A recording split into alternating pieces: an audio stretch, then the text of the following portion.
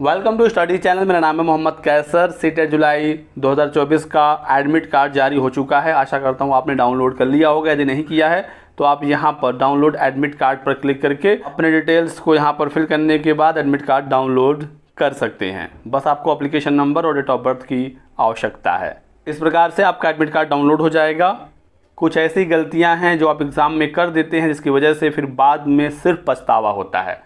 तो यदि आप इस वीडियो को एग्ज़ाम से पहले देख रहे हैं तो फिर आपसे कोई भी गलती परीक्षा में नहीं होने वाली है। स्पेशली लैंग्वेज में जो गलती होती है, इसकी वजह से हर साल हज़ारों बच्चे फेल हो जाते हैं।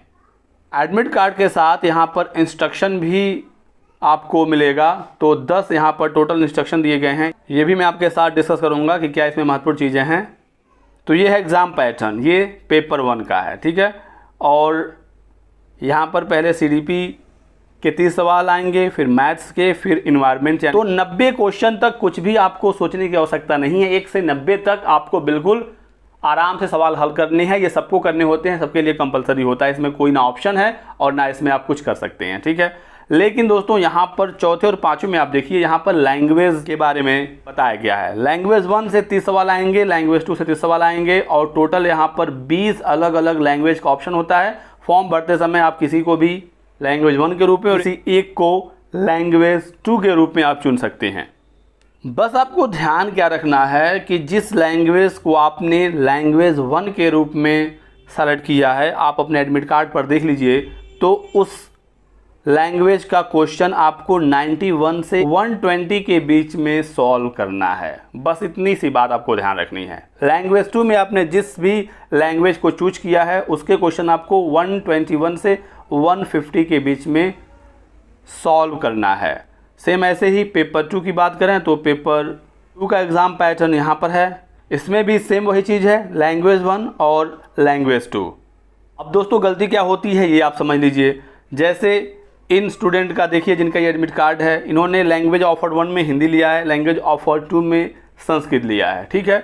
अब लैंग्वेज 1 के प्रश्नों की शुरुआत 91 से होगी, ये 120 तक जाएगा, ठीक है। 91 से 120 के बीच में 30 सवाल हिंदी के भी होंगे और मेन बुकलेट में 91 से 120 के बीच में इंग्लिश के भी 30 सवाल होंगे।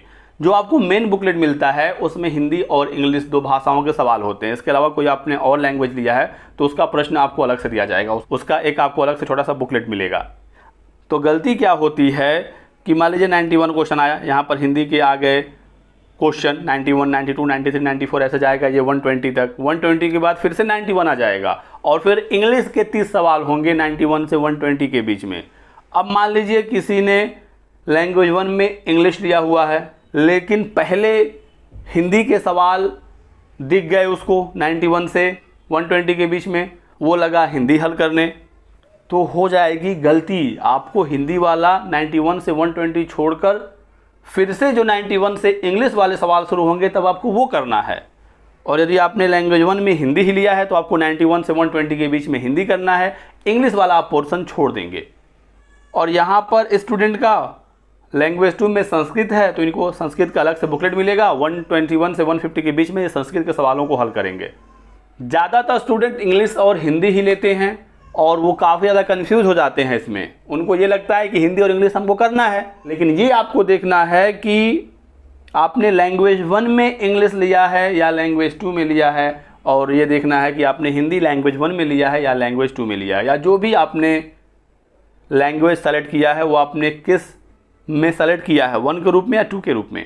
नहीं तो दोस्तों यदि आपने यहाँ पर गलती की तो आपके 60 सवाल उल्टे हो जाएंगे। आपने ऑनलाइन फॉर्म भरते समय जो लैंग्वेज सेलेक्ट किया होगा उसके हिसाब से आपका OMR चेक हो जाएगा और आपने हल किया है कुछ और देखकर, और इस 60 में आपको 2, 4, 10 नंबर मिलेंगे तुक्के में जो सही हो जाएंगे। बचे हुए 90 सवाल ही आपके सही होंगे जो आपने अपने हिसाब से आंसर किया है। अब उस 90 में 90 तो मिल नहीं जाएगा, जरूर कुछ ना कुछ गलत हो जाता है। 90 पासिंग एसिटेट में, ऐसे में पास होना काफ़ी ज़्यादा मुश्किल हो जाता है यदि आपने लैंग्वेज ऑफर्ड में गलती की और उल्टा आपने यहाँ पर कर दिया। एडमिट कार्ड के साथ कुछ इंस्ट्रक्शन है, ये देख लेते हैं। तो बताया गया है कि 120 मिनट पहले रिपोर्टिंग टाइम है एग्जामिनेशन सेंटर पर पहुँचने का, ठीक है, मैंने आपको बताया ही। ब्लू या ब्लैक बॉल पॉइंट पेन आपको लेकर जाना है परीक्षा में। ब्लू या बॉल दोनों में से कोई भी एक या दोनों आप ले सकते हैं। एडमिट कार्ड आपके पास होना चाहिए, ठीक है। एडमिट कार्ड का प्रिंट आउट निकाल लीजिएगा। एडमिट कार्ड जरूर होना चाहिए। ओरिजिनल आईडी प्रूफ होनी चाहिए। ये 2 चीज़ें आपके पास सेंटर पर होनी चाहिए। ये चेक होगा तो ही जाकर एंट्री मिलेगी, ठीक है। एडमिट कार्ड, एक ओरिजिनल आईडी और एक पेन आप ले लीजिएगा। आपने फॉर्म में जो जानकारी भरी थी उसके आधार पर एडमिट कार्ड जारी हो गया है। आपने सही जानकारी दी होगी तो सही इन्फॉर्मेशन एडमिट कार्ड पर दिखेगा। इसके आधार पर आपका सर्टिफिकेट भी इशू हो जाएगा, क्योंकि सीबीएसई ने आपके इन्फॉर्मेशन को वेरीफाई नहीं किया। जो भी आपने भरा है उसके आधार पर एडमिट कार्ड जारी हुआ है। बाद में कहीं पर भी आपकी नौकरी लगती है, कहीं पर भी ज्वाइनिंग होता है, तो वहाँ पर आपके सर्टिफिकेट चेक किए जाएंगे कि आपने जो इन्फॉर्मेशन भरा था वो सही है या नहीं।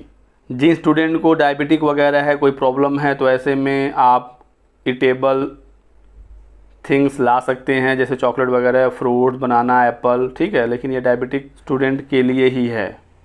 एक बार आपने एंट्री ले ली तो फिर एग्ज़ामिनेशन ख़त्म होने के बाद ही आप वहाँ से जा सकते हैं।